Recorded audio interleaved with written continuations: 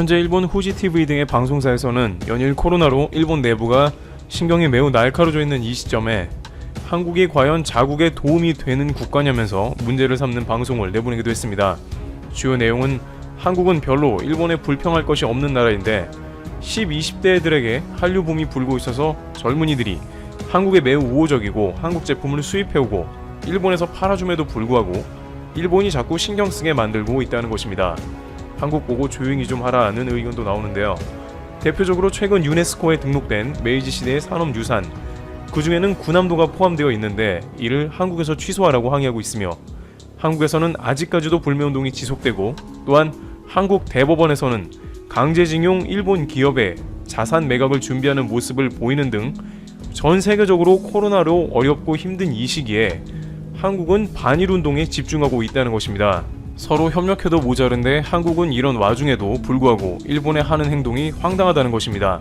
그러면서 한국의 움직임이 심상치가 않다, 일본에 쓸데없는 도발을 하고 있다고 하는데요. 그러나 이와 같은 발언은 아전인수격으로 그 원인 제공을 누가 했냐고 살펴본다면 단기적으로는 1년 전에 수출 규제를 비롯해서 오랜 역사의 문제를 청산 못한 일본 당국에서 비롯된 양국 간의 다툼인 것입니다. 여기에 일본은 최근 한국의 아베 사주의 사항으로 인해서 한일 관계에 결정적 영향을 끼칠 매우 중대한 사안이라며 아베 총리가 소녀상에 무릎을 꿇고 사과하는 모티브로 설치된 조형물이 사실이라고 하면 한국은 돌이킬 수 없는 일을 하는 것이라고 전합니다. 스가 관방장관은 정례 기자회견에서 이와 관련하여 우선 사실 여부는 확인하지 않았지만 그런 것은 국제 의례상 허용되지 않는다고 생각한다고 말했습니다. 교도통신은 전날 저녁 관련 보도를 하면서 인터넷상에선 일본으로부터 비판이 나오는 한편 한국에서도 찬반이 갈리는 소동이 되고 있다고 전했습니다. 한국에서도 이와 같은 일을 해서는 안 된다는 목소리가 나오고 있으며 한일 간의 관계를 발전해 나가야지 반대로 너무 나갔다며 자정의 목소리가 있었다는 것입니다. 이와 같이 최근 한국은 일본에 대해서 너무 강하고 과도하게 나가고 있다는 보도가 줄줄이 이어지고 있습니다. 그런데 여기에 한 가지, 한국에는 일본을 긴장시킬 비장의 무기가 장착되고 있다는 소식도 전해집니다. 바로 한미 미사일 협정이 개정되어서 이제 한국도 발사체에 고체 연료를 사용하게 되었다는 것입니다. 바로 고체 연료를 활용해 우주 발사체를 연구 개발, 생산, 보유할 길이 열린 것입니다. 김현종 청와대 국가안보실 2차장은 28일 브리핑을 통해 2020년 7월 28일 오늘부터 우주 발사체에 대한 고체 연료 사용 제한을 완전히 해제하는 2020년 미사일 지침 개정을 새롭게 채택한다고 밝혔습니다. 우선 한미 미사일 지침은 군사용 탄도미사일, 군사용 순항미사일, 우주 발사체 등 3개 분야로 나뉩니다. 이번에 개정된 것은 고체 연료 사용을 제한해온 우주 발사체 분야입니다. 이번에 고체 연료 사용이 허용됨에 따라 앞으로 우주로 쏘아 올릴 발사체 개발 및 생산에 탄력이 붙을 전망입니다. 김 차장은 대한민국의 모든 기업과 연구소, 대한민국 국적의 모든 개인은 액체 연료뿐 아니라 고체 연료와 하이브리드형 등 다양한 형태의 우주 발사체를 아무 제한 없이 자유롭게 연구 개발하고 생산, 보유할 수 있다고 설명했습니다. 지금까지는 묶어놔서 안 되었던 부분을 전격 해제한 것입니다. 문재인 대통령은 지난해 10월 국가안보실이 백악관 국가안보회의와 접촉해 이 문제를 해결할 것을 지시했고 지난 9개월간 한미 간 집중 협의 끝에 미사일 지침 개정에 이르렀습니다. 이번 미사일 지침 개정으로 한국은 다양한 부분에서 상당 부분 업그레이드 될 것으로 관측되고 있습니다. 군 정보 감시 정찰 능력이 당장 발전될 것이고 한국 우주산업의 발전 및 젊은 인재들의 우주산업으로의 유입, 한미 동맹의 한 단계 진전 등의 효과가 예상됩니다. 현재 한국은 군용 정찰 위성을 보유하고 있지 않습니다. 하지만 고체 연료 우주 발사체의 연구 개발을 가속화하면 언제든 필요에 따라 군용 정찰 위성을 쏘아 올려 한반도 상공을 24시간 감시할 수 있게 됩니다. 김 차장은 우리는 50조 원의 국방 예산에도 눈과 귀가 부족했다며 우리 계획대로 2020년 중후반까지 우리가 자체 개발한 고체 연료 발사체로 저궤도 군용 정찰 위성을 다수 발사하면 우리의 정보 감시 능력은 비약적으로 향상될 것이라고 전망했습니다. 물론 이것은 우주 개발 분야이긴 합니다만 주변국들은 다소 긴장하지 않을 수 없는 국면도 있을 것입니다. 고체 연료를 사용해 로켓을 발사하는 기술을 갖는 것은 본 미사일 기술과도 직접적인 관련이 있기 때문입니다. 북한의 경우 고체 연료 엔진을 사용한 ICBM을 개발해 오면서 미국에 메시지를 보내기도 했습니다만 이제 한국도 당장 미사일 분야에 응용할 수 있는 해당 기술을 가지고 실행할 수 있다는 것입니다.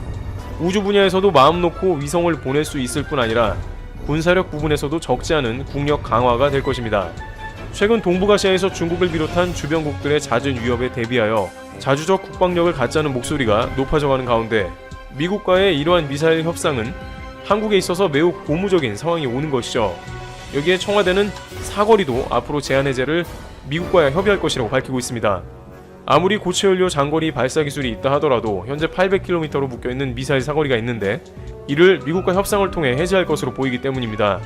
김현종 청와대 국가안보실 2차장은 이날 브리핑에서 안보상 필요하다면 이 제한을 해제하는 문제를 언제든 미국 측과 협의할 수 있다고 밝혔습니다. 김 차장은 800km 사거리 제한은 일단 유지가 된다. 이번에는 우주발사체 고체연료 사용 제한 해제가 더 급하다고 판단했다고 설명했습니다. 그러면서도 800km 사거리 제한을 푸는 문제는 결국 머지않아 때가 되면 해결될 것이라고 말했습니다. 김 차장은 사거리 800km, 탄두 중량 2톤으로 추정되는 새 탄도미사일 현무호를 언급하며 이를 보면 현재로서는 왜 800km 사거리면 충분한 것인지 알 수 있을 것이라고 부연했습니다. 또한 미국에서도 한국의 국방력을 키우는 데 있어서 긍정적으로 나올 것입니다. 현재 미중 간에 첨예한 갈등을 하고 있는데 중국에 대항하는 중요한 동맹을 한국과 일본으로 파악하고 있으며 멀게는 러시아까지 경계를 해야 하는 상황이므로 한국의 자주 국방력 증가는 미국에도 도움이 되는 것이죠. 또한 도널드 트럼프 정부에 들어서 해외에 주둔하는 미군 혹은 미국의 국방비를 획기적으로 줄이기를 원하는 기조라서 한국을 자체적으로 무장시키는 방향으로 갈 것이라는 의견이 다방면으로 제기되고 있는 것입니다. 그러나 이러한 움직임은 동북아의 동맹국에 포함된 일본에서는 오히려 불편할 수도 있다는 것입니다.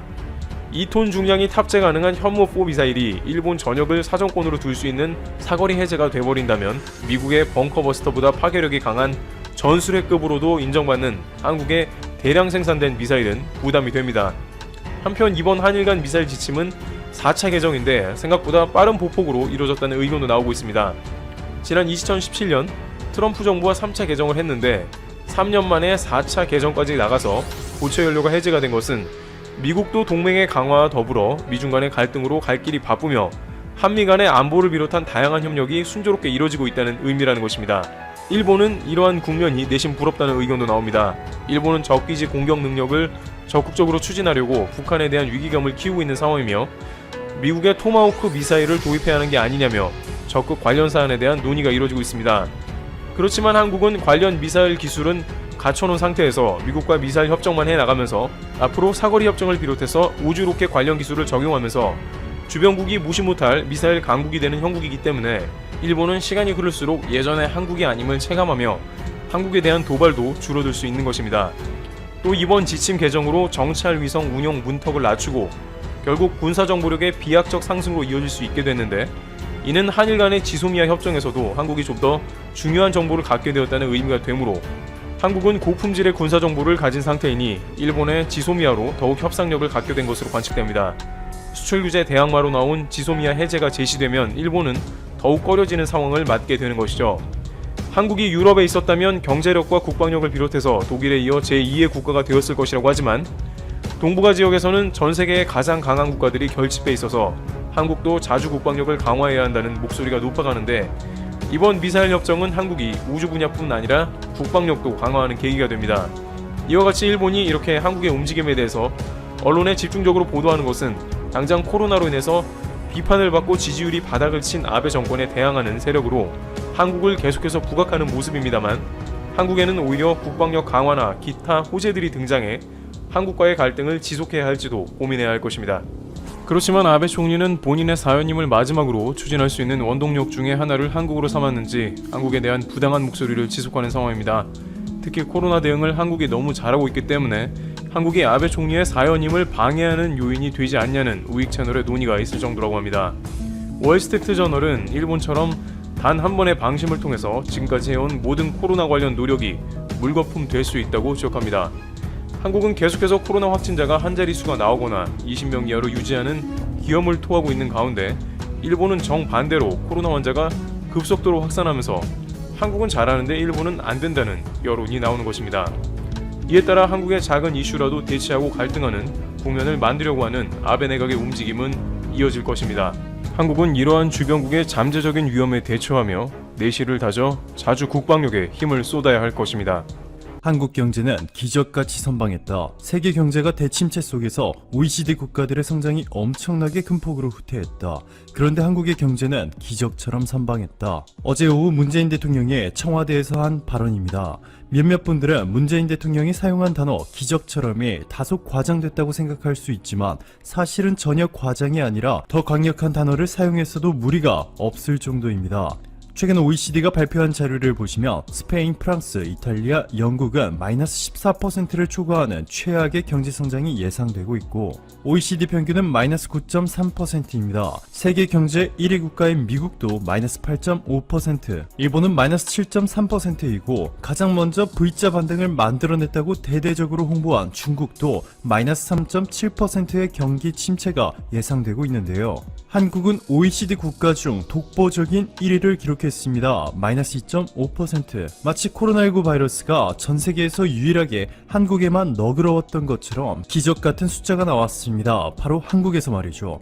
자, 그런데 이렇게 K-방역뿐만 아니라 경제 분야에서도 기적을 보여주고 있는 한국에 충격적인 보도들이 쏟아져 나왔습니다. 국내 상당수 언론들이 이런 보도를 냈죠. 일본에 이어 독일도 한국 G7 정상회담 참여 반대, 독일도 한국 G7 참여 반대, 독일, 한국 G7 참여 반대, 현 체제가 합리적, 독일, 한국 러시아 참여 G7 확대, 반대, 현 체제가 합리적. 이들은 공통적으로 독일이 한국의 G7 정상회담 참여를 반대하고 있다는 것을 제목에서 강조하고 있습니다. 최고 수익률 채널에서 단독으로 과연 이 보도들이 사실인지, 만약 사실이라 해도 독일의 발표 내용을 얼마나 제대로 전달했는지에 대해서 독일의 대표 국제방송 도이체벨레의 보도를 통해 제대로 된 팩트를 보여드릴게요. 여기 도이체벨레의 보도에 따르면 하이코 마스 독일 외교장관은 독일은 러시아를 G7으로 복귀시키자는 도널드 트럼프 미국 대통령의 제안을 거부했다 밝혔고, 라인 유셰 포스트와의 인터뷰에서는 러시아가 G7에 배제된 이유는 지난 2014년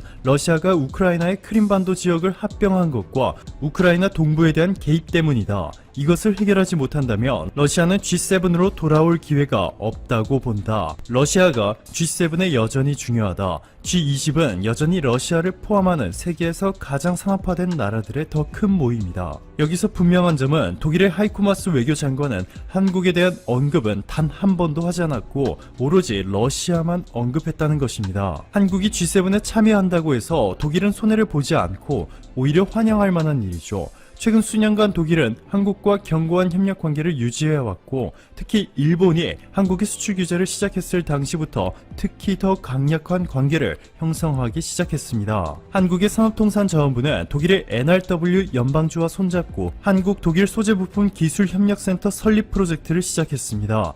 NRW 연방주는 독일 연방주 중 GDP 1위인 지역으로 독일 최대의 공과대학 아헨 공과대학뿐만 아니라 소재, 부품, 인공지능 등 독일의 모든 미래 첨단 산업과 대학, 연구기관들이 집중된 곳입니다. 이외에도 한국과 독일은 수소와 에너지 분야에서도 R&D 협력을 늘리기로 합의하는 등 독일은 한국을 형식상 파트너가 아닌 미래를 함께할 최우방국으로 대하고 있습니다. 자, 그런데 독일과는 반대로 일본은 진심으로 한국의 G7 참여를 강력하게 반대하고 있습니다. 심지어 최근에는 한국의 삼성까지 언급하며 일본이 한국의 금융 제재를 취할 수 있다는 궤변을 늘어놓기 시작했습니다. 외무성 부대신을 지낸 사토 마사이사 자민당 의원은 최근 일본의 한 TV 프로그램에 출연해 이렇게 말합니다. 일본이 한국의 금융 분야에서 제재를 가하며 가장 효과가 있다. 삼성전자는 해외 자금 대부분을 일본의 메가뱅크에서 빌렸다. 한국의 기업들은 금융의 상당 부분을 일본에 의존하고 있다. 일본의 무토 마사토시 전 주한 일본 대사는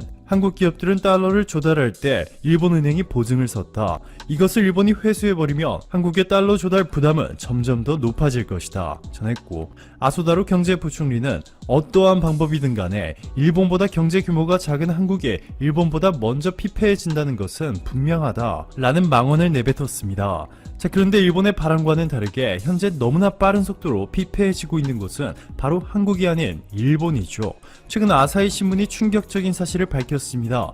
지진 강도 9.1로 19,000명이 넘는 사망자와 25조엔의 경제적 손실을 초래한 동일본 대지진. 동일본 대지진의 피해 복구를 위해 일본 정부는 천문학적인 예산을 일본 국민들의 세금을 통해 결성했는데 복구 비용 중 상당 부분이 일본 기업들의 뇌물과 접대비로 증발하고 있다는 충격적인 소식입니다.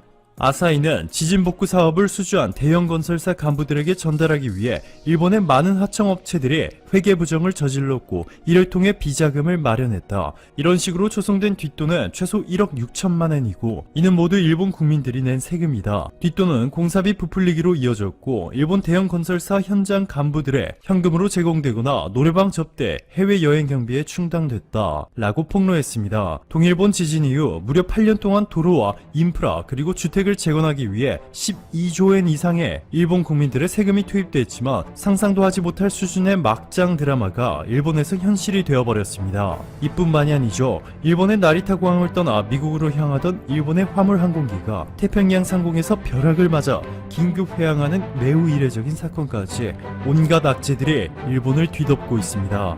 오늘도 감사합니다.